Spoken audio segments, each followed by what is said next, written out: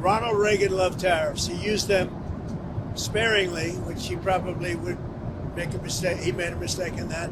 And again, I was the biggest fan of Ronald Reagan, but on finance, on trade, it wasn't his strong suit.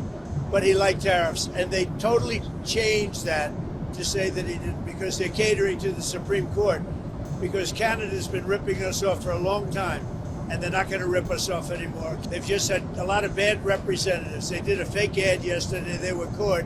The Ronald Reagan Foundation was the one that caught him, and it was totally the opposite of what they said. So I don't like that. That's dirty pool. They shouldn't have done it. They've apologized, and they said, we're going to take the ad down. Well, they did it, but they did it very late. They let it play for another 2 nights. President Trump says he's canceled these trade talks because he's upset about the Ontario government ad. We've heard from the Business Council of Canada and even some of President Trump's own advisors who suggest the frustration with Canada runs deeper. So is this about the ads, or is this about something else?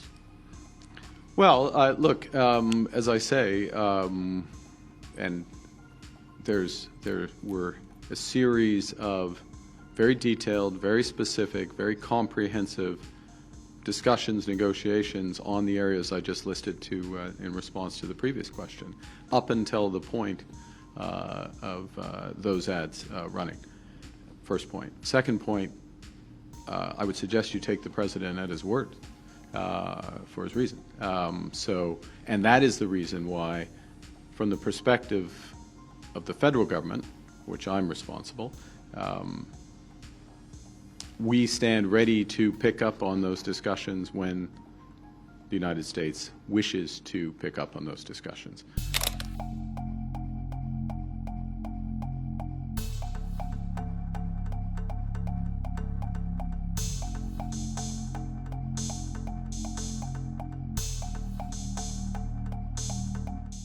Through the roof. You saw Ford and you saw General Motors yesterday go up big. It's all because of tariffs. If it weren't tariffs, it'd be just like it's been for the last 30 years, where we lost about 52% of our automobile manufacturing business. In my opinion, whether it be now or very shortly, if it weren't for what I've done as president, every automobile company in America would be bankrupt. Instead, they're doing phenomenal business. That's all because of tariffs. All right. You, on the flight yesterday, you sent out your Truth Social about the Canada tariffs. Can you walk through when you expect those to take effect? And can I ask why? I don't know. We're gonna let them know. Ronald Reagan loved tariffs. He used them sparingly, which he probably would make a mistake. He made a mistake in that. And again, I was the biggest fan of Ronald Reagan, but on finance, on trade, it wasn't his strong suit.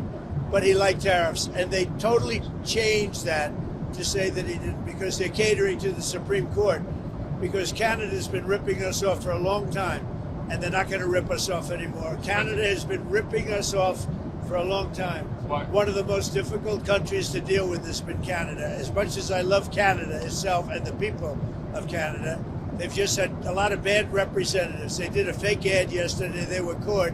The Ronald Reagan Foundation was the one that caught him, and it was totally the opposite of what they said. So I don't like that. That's dirty pool, and you can't do that.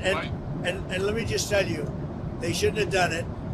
They've apologized, and they said, we're going to take the ad down. Well, they did it, but they did it very late. They let it play for another 2 nights, and now they took that ad down. So I don't know when it's going to kick in. We'll see, but I don't really want to discuss it. Let's go. Mr. President, can I just add, this is an ad, that was an ad run by a provincial government in Canada. Why are you mad at the federal government? Because whether it's provincial or Canada itself, they all knew exactly what the ad was. The Prime Minister knew, everybody knew. The Prime Minister knew what the ad was before it went. Will you see him at APEC? Do you want to meet with him? I don't want to meet with him. No, I'm not going to be meeting with him for a while. No, I'm very happy with the deal we have right now with Canada. We're going to let it ride. Well, we have Secretary Benson here. Can we ask about the Fed search as well? Where are you on interviewing candidates for a new chair? We're down to 5. We're obviously traveling a lot now. We're going to continue. We're going to do a second round, and we hope to present a good slate to the president right after Thanksgiving. It'll ultimately be his choice. I think he's got It's a very I'm strong thinking about him ideas. for a fact. What do you think? Thinking about Secretary I'm Bessent. thinking about Marco. Thinking about Jameson. Would you like him? Thinking about a lot of people. I think Stephen Miller. We do have a lot. Stephen Miller. How about Stephen Miller? We have a lot of candidates that want the job. When do you think you'll make a decision? I think it's the world's easiest job, but to get it right, you have to be very smart. And we have a person that's not at all smart right now, unfortunately. He should have been much lower, much sooner. That's why we call him Jerome Too Late Powell. Let's go. Russia said this week that they've tested a new missile that can go more than 8,000 miles. Is that saber rattling for you? What is it? What is that? They know we have a nuclear submarine, the greatest in the world, right off their shores. So, I mean, it doesn't have to go 8,000 miles. And they're not playing games with us. We're not playing games with them either. We test missiles all the time, but, you know, we do have a submarine, a nuclear submarine. We don't need to go 8,000 miles. And I don't think it's an appropriate thing for Putin to be saying either, by the way. You ought to get the war ended. A war that should have taken 1 week is now in its soon 4th year. That's what you ought to do instead of testing missiles. Mr. President, should the EU use frozen Russian assets to help pay for defense of Ukraine? You have to ask EU. I'm not involved in that. That's up to EU. Are you considering additional sanctions against Russia? You'll find out. So, Mr. President, shipbuilding has been a big part of your trade deals with both South Korea and Japan. Why is it so important to increase our shipbuilding to counter China? Well, pretty obvious answer to that, because we want more ships. We're going to be back in the shipbuilding industry. We have a lot of companies coming into our country now. They're going to start building. We have the shipyards available. You know, in World War II, we were the biggest in the world in shipbuilding. And then over the years, we went wokey and stupid and weak, and we started buying ships from everybody. And, you know, we lost that industry. But we'll get that industry back. We were the best at it, and we'll soon be very good at it, if not the best. Hi, Prime Minister. Sarah Ritchie with the Canadian Press. Have you had any contact with President Trump since Thursday? I have not. Given that President Trump said today on Air Force One, I don't know if you heard this, but in the last hour he said he doesn't plan to meet with you for a long time. Is it worth continuing to pursue a discussion, a meeting, a phone call with him at this point? I didn't see the comment. Look, we stand ready to sit down with the United States, myself with the President, my colleagues with their colleagues, when the U.S. is ready to sit down. We had made considerable progress on a supplement to the trading relationship that we had, considerable progress in the areas of steel, aluminum, and energy, associated areas as well. And as I just said, we're ready to sit down when they are ready to do that. If they're not ready to do that, as those comments indicate, then we were always going to do these things, to be clear. We're going to first and foremost build our economy, build it with generational investments, and you will see that not just the scale of the ambition, but the speed with which we put that into effect in the budget on November 4th, and continue to do what we've been doing over the course of the last few days and over the course of recent months, which is to build those other partnerships and deepen those other partnerships on which we're getting very much traction. Thank you. Next question, Murray. Hi, Prime Minister. Murray Brewster with Hi, CBC News. President Trump says he's canceled these trade talks because he's upset about the Ontario government ad. We've heard from the Business Council of Canada and even some of President Trump's own advisors who suggest the frustration with Canada runs deeper. So is this about the ads, or is this about something else? Well, look, as I say, and there were a series of very detailed, very specific, very comprehensive discussions, negotiations on the areas I just listed in response to the previous question, up until the point of those ads running.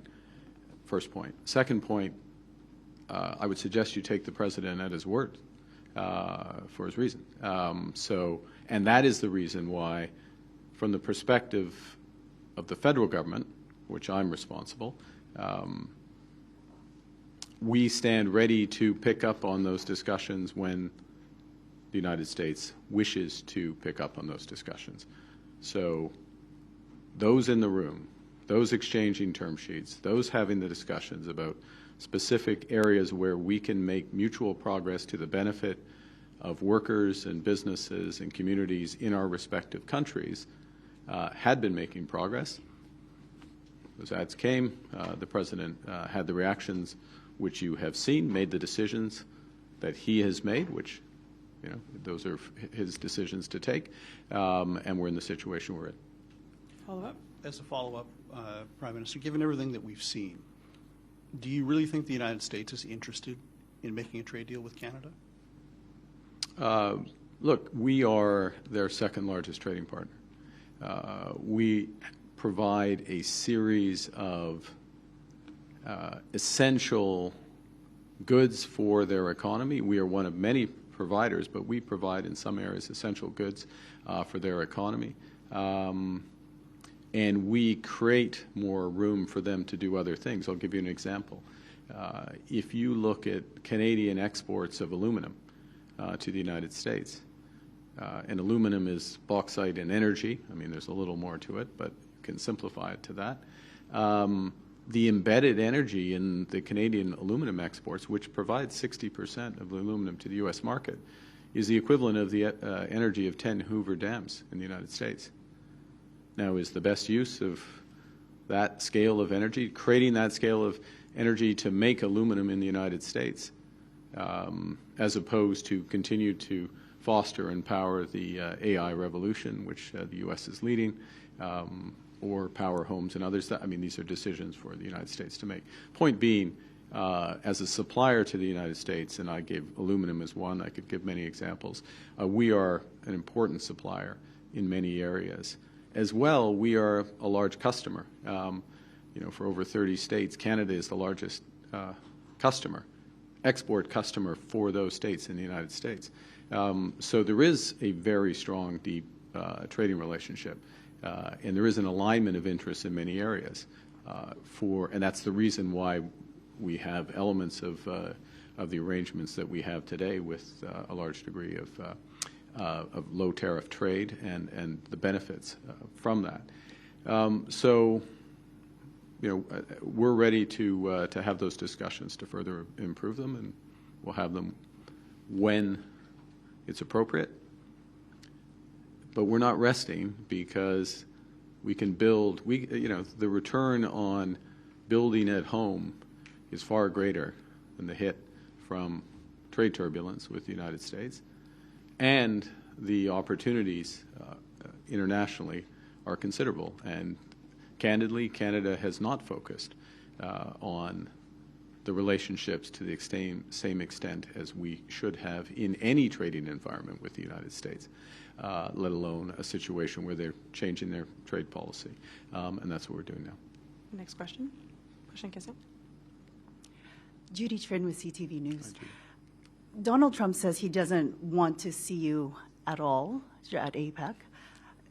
Wow. Has the Canadian government given any consideration to the possibility that he doesn't want to negotiate, and do you have a contingency plan for that? We have lots of, yes. The short answer is yes. To your follow-up, no, I'm not about to detail those contingency plans. But I will go to the big, obvious plan that is there in plain sight and will be further detailed in the budget on November 4th. And we have been saying this for months. I said this before I was elected. Emphasize the importance of us giving ourselves far more than any foreign government could take away, whatever the trading environment. And that's to build at home and to build strong at home. And we intend to unleash hundreds and hundreds of billions of dollars of investment right here at home. Well, not right here, but metaphorically there at home in Canada, while we're building these partnerships. Less than a month ago, you were at the White House. You seemed very cordial, friendly with President Trump. The two of you were joking. You said you were going to walk away with a good deal. He said that we would be very happy. Is the U.S. toying with Canada, and how did your relationship with Donald Trump go south so fast? That's a question for him.